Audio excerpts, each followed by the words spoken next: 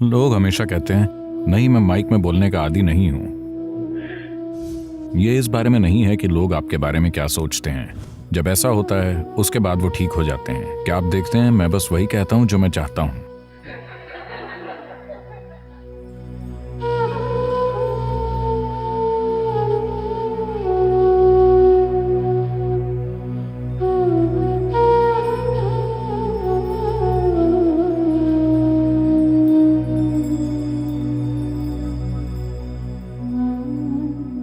ऐसा नहीं है कि आप खुद पर ज्यादा दबाव डालें। बात यह है कि आप गए और लोगों के एक समूह के सामने बेवकूफ से लगे। इसलिए आप बेवकूफ नहीं लगना चाहते। आप बेवकूफ कैसे लग सकते हैं जब तक कि आप वो ना हों। I don't think I am.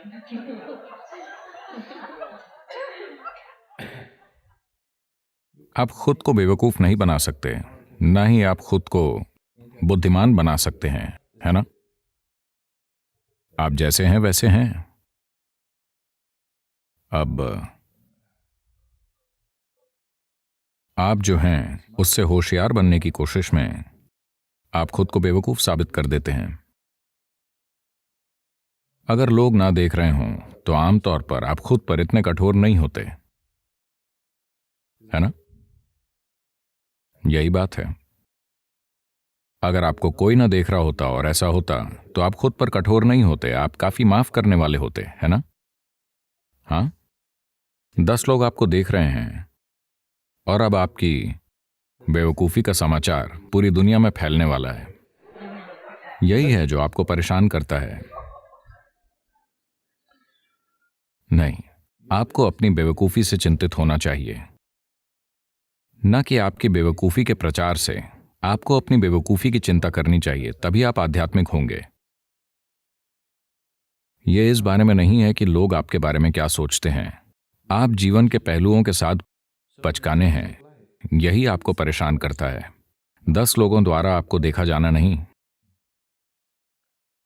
When that happens, you will naturally turn spiritual. जब ऐसा होगा तो आप स्वाभाविक रूप से आध्यात्मिक हो जाएंगे।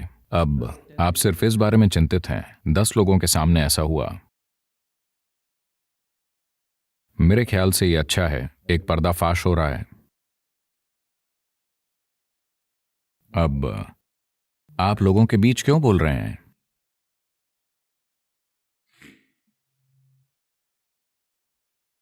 आप लोगों के बीच क्यों बोल रहे हैं? आप लोगों के सामने मत बोलिए, आप बस बोलिए। लोग हमेशा कहते हैं, नहीं मैं माइक में बोलने का आदी नहीं हूं। मैं उनसे कहता हूं, माइक में मत बोलिए, आप बस बोलिए। माइक को पता है क्या करना है। आपको माइक में क्यों बोलना है? आप बस बोलिए। माइक वो करेगा जो उसे करना है ना? और आप लोगों के सामने क्यों बोलते हैं? अगर यहां जनता बैठी है तो स्वाभाविक रूप से आप वहां कोई ना कोई ऐसा हो सकता है जो आपको नीचे खींच ले। हाल ही में लगभग 8-10 दिन पहले मैं नई दिल्ली में लोगों के एक दल के साथ था। ये व्यक्ति अब वो काम से थोड़े बाहर हैं, पर एक समय वो प्रधानमंत्री का दायां हाथ थे और वो एक मंत्री थे और उन्होंने कई भूमिकाएं अदा की। वो दुनिया भर में जा चुके हैं और दुनिया में हर तरह के लोगों से बात की है। हम किसी चीज के बारे में बात कर रहे थे और उन्होंने कहा, मुझे इतना पता है, वो देश में कुछ बड़े नेताओं के साथ रह रहे हैं, जैसे कि इंदिरा गांधी। उनके सत्ता काल के दौरान वो उनके साथ रहे। और उन्होंने कहा, सबसे महान नेता भी जब वो सबसे पहले किसी भीड़ के सामने खड़े होते हैं तो थोड़ी घबराहट होती ही है, उसके बाद वो ठीक हो जाते हैं। मैंने कहा, ये घबराहट आपको हो रही है क्योंकि आप कहते हैं कि वो आपका एक भाग है, पर यह सच नहीं है, इसीलिए आपके साथ ये हो रहा है। अगर आपने सच में देखा होता कि ये सब आपका एक भाग है, तो आप खुद से ही बात कर रहे होते। इसमें घबराहट कहाँ है? आप जो चाहे कह सकते हैं। देखिए, मैं जो चाहता हूं कहता हूं।